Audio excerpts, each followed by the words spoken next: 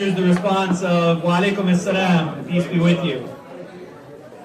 Thank you so much again to all those who are here tonight. This is the second portion of the Community People's Forum, and our focus here is now on the congressional race. Both candidates were invited. Tonight we are joined by the DFL nominee for 1st District Congress, Dan Feehan. We had invited Jim Hagedorn, who was the GOP nominee. He declined because of scheduling. With that, we'll begin the second portion here with Dan Feehan. Please welcome Dan.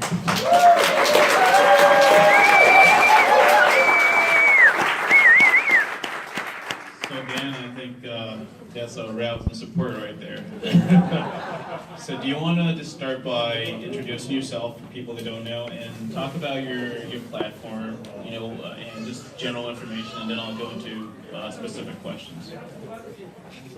Hey, good evening. I know I'm just joining you here, but thank you for taking part in this. Thank you for having an active voice in determining the future of not just Rochester, but of southern Minnesota and our country as well. And if I have not had the chance to meet you, my name is Dan Feehan, and I am running for Congress here, hoping for the honor to represent southern Minnesota in the U.S. House of Representatives in Washington. I live in North Mankato. I've got 2 little boys there. I've got a 3rd grader and a preschooler there, and I grew up in Red Wing. And I grew up with the sense of what I still believe southern Minnesota is today. It is a place where people depend on each other.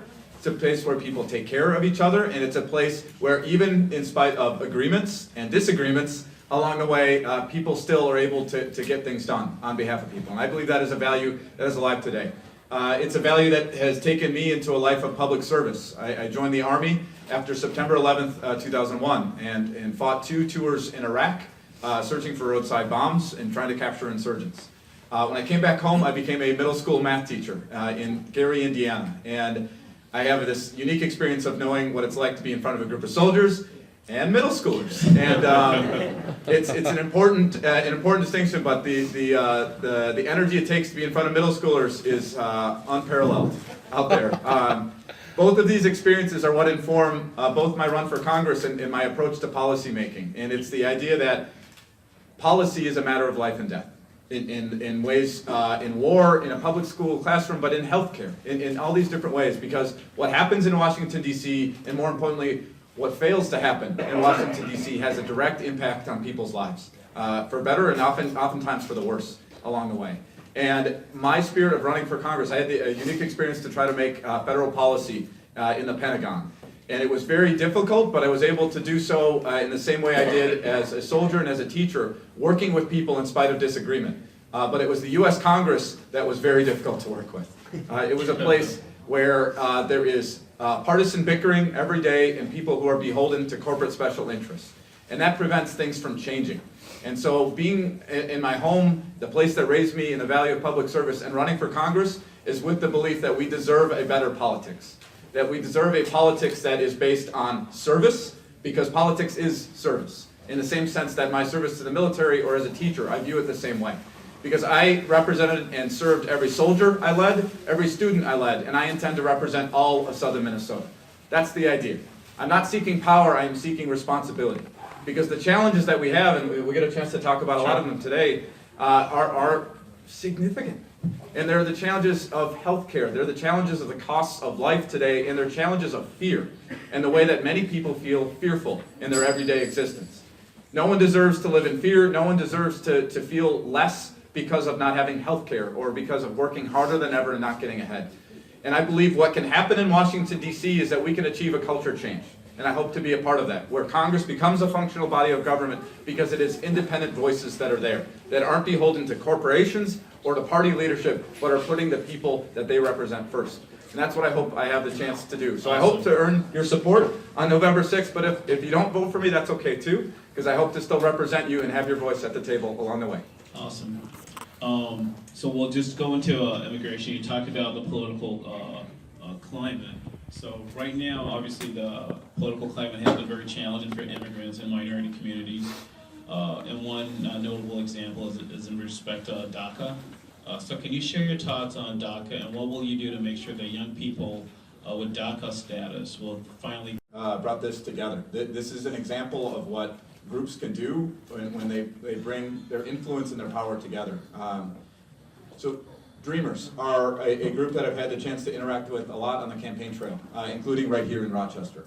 And if you haven't had a chance to meet the Dreamers, you might have met one and not know it because of how much a part they are of our fabric and our economy here in southern Minnesota.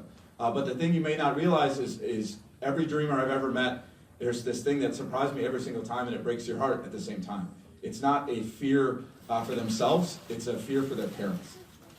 And it gives you a sense of just how much they hope and want for themselves, but how much they hope and want for the people that have brought them there and put them in the place that they are, in this strange sense of limbo. And it's those conversations that drive me every single day, because every Dreamer I've met has these incredible aspirations to be something more, to be a lawyer, to be a small business owner, to be more a part of our Rochester community here and a part of southern Minnesota. But because of failure in Washington, they're left in limbo and they're left with a state of anxiety as to what happens next. I believe in an idea of comprehensive immigration reform. It is a bipartisan idea, and it's an idea that is broken down at minimum to very simple concepts. And it starts with a pathway to citizenship for Dreamers. It starts with a guest worker program, and it starts for an idea that anyone working hard and paying taxes has a pathway to earn their citizenship along the way. And that's for something you can advocate for. Much of our dialogue in immigration, we talk about security, and I'm happy to have that conversation. I put my life on the line twice to fight for this country. I spent 3 years of my life trying to figure out how to keep this country safe from the threats that are there. We want to have a conversation about security. Please, let's do so. Let's do so in a sense of talking about the very real threats that are out there, including threats of cyber terrorism, bioterrorism, and everything that is included in that. But if we're not having that nuanced conversation, we aren't serving people in doing so. And if we're only having that conversation as an exchange for immigration reform, that's not a fair exchange either, because you have to have both conversations. Both have to happen. And I'm going to be a voice that advocates, because of my experience in national security, for both, and because of the compassion I have for people that are a part of our southern Minnesota fabric. Awesome. There is a lack of diversity seen in Congress, especially with senior positions. So please share your perspective on how you would ensure that unrepresented populations' voices are heard. And then also share your perspective on just discipline disparities and racial achievement gaps, and how can we manage this, as it exists across the district and in the state. Sure. So let me start and speak to the experience of diversity, that I've had in my own life. I was a 23-year-old platoon leader in Iraq. And the platoon, I had 24 soldiers, and they were more diverse than the country is itself.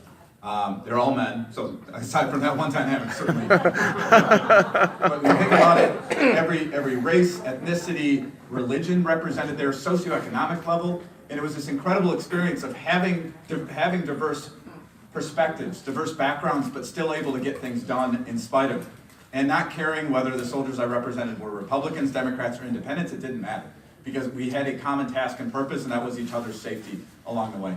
That's the perspective I've carried through leadership at every step of the way. And so when I think about representing what is a diverse community in southern Minnesota, it has to start with making sure that their voices are at the table. And often what happens in Washington, D.C. is those with the loudest voice happen to have a presence there, because they've been able to acquire power and influence.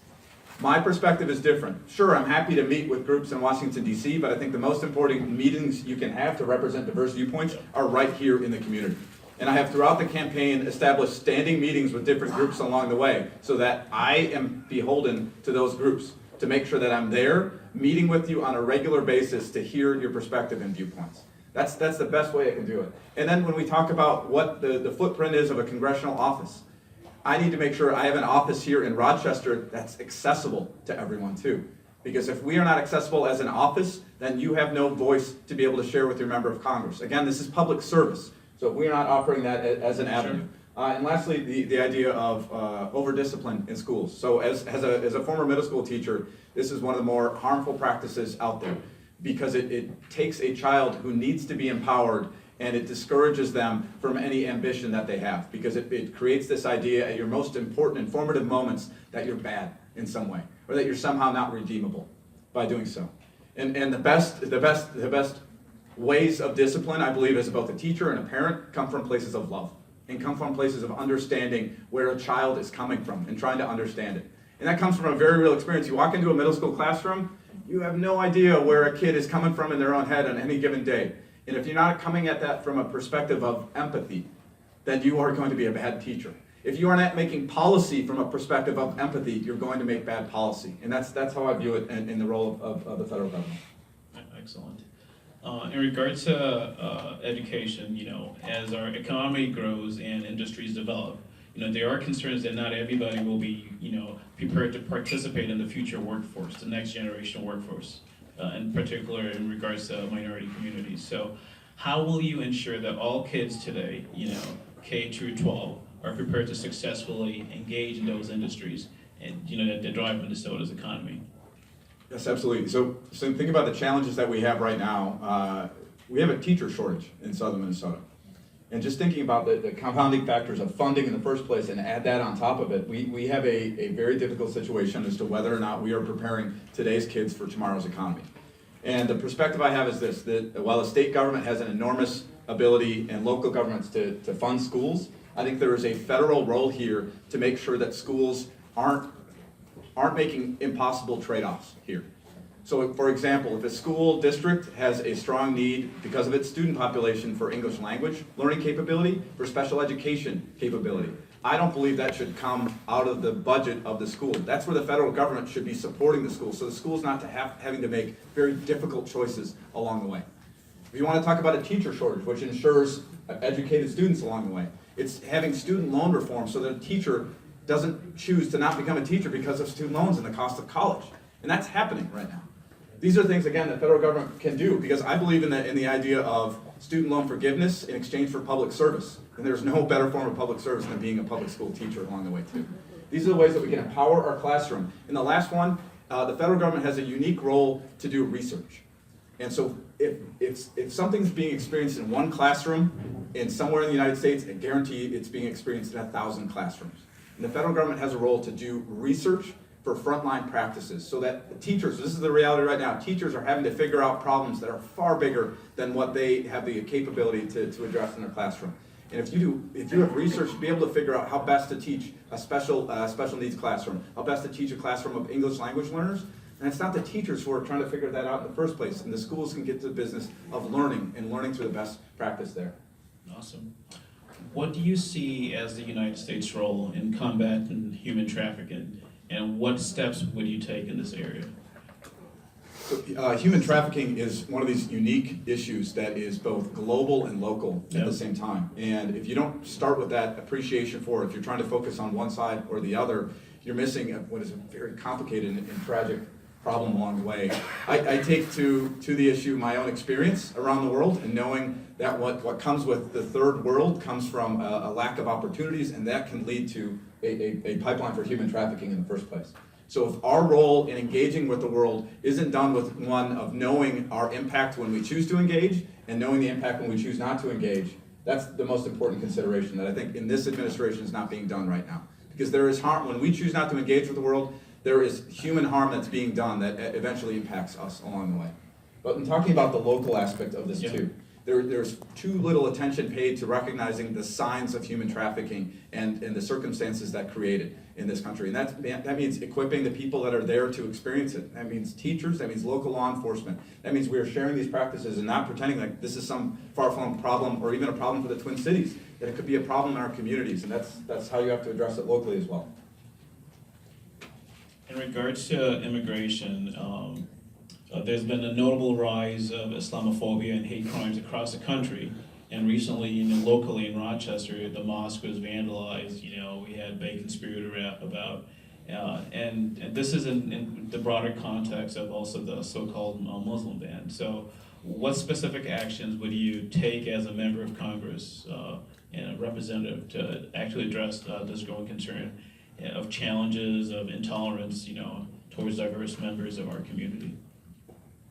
So again, you start from your own place of experience with this. And while I was serving overseas, I had to serve with a pretty unique group of American soldiers along the way. And I also served side by side with the Iraqi army along the way too. And in some very difficult fights in the middle of 2006, a very tough year in that war. And being there side by side, shoulder to shoulder with the Iraqi army, you are side by side with people and you realize something. These were men who both loved their country and loved their God. And it's a really simple idea, but your ability that one is not in exchange for the other, that these people were patriotic for the cause of making their country peaceful again, and were devout Muslims at the same time, is an experience that sticks with me every single day. And it's an American experience too. And when I think about my Irish ancestors coming here as Catholics, and the idea that Catholics were once viewed as this idea of not being able to be both patriotic towards the United States if they were practicing the religion. That's something that changed over time with an acceptance of knowing that, no, you can love your country and love your God. And with that mindset, I approach governance, because it is not from a place of prejudice, but from a place of knowing how members of every religion are contributing members of our community. And when it comes to actual policy, there's two different ways that you can have an impact. One is preventing policies and laws from being created that are implicitly prejudiced themselves, that are implicitly seeking out any group by their race, their religion, and beyond. But the other part of it that gets missed a lot too is the role of oversight in the government. Because how an executive agency chooses to carry out the laws is the job of Congress to make sure they are doing right by it, and to make sure every executive agency is not choosing to be prejudiced in the execution of our laws too. That's a role that Congress doesn't like to do because it's not as interesting along the way. I'm someone who knows how important that is, and that I'm someone that's going to be able to take that approach to it. Because discrimination, as it pertains to religion, can exist in so many different ways, and it's only, again, back to the point of being responsive here on the ground. Yep. It's only with an office here in Rochester and across the community that I have people who are able to tell me what the experience is with federal laws and whether or not they're being followed in the first place. So in regards to just general politics, when you look at redistricting, that can definitely give an unfair advantage to prevent your party or another party from basically redistricting lines to your advantage. So this is an interesting one. The next governor will have a lot to say about this as it pertains to here in Minnesota. We are in a place right now, because of how advanced data is and analytics are, that rather than voters choosing their representatives can choose their voters. It's this incredible dynamic that has put people in a place to not actually have their voice matter as much as it should as a part of it. And that happens, I believe, when a partisan process, and this can go both ways, a partisan process chooses the lines of where people are allowed to vote.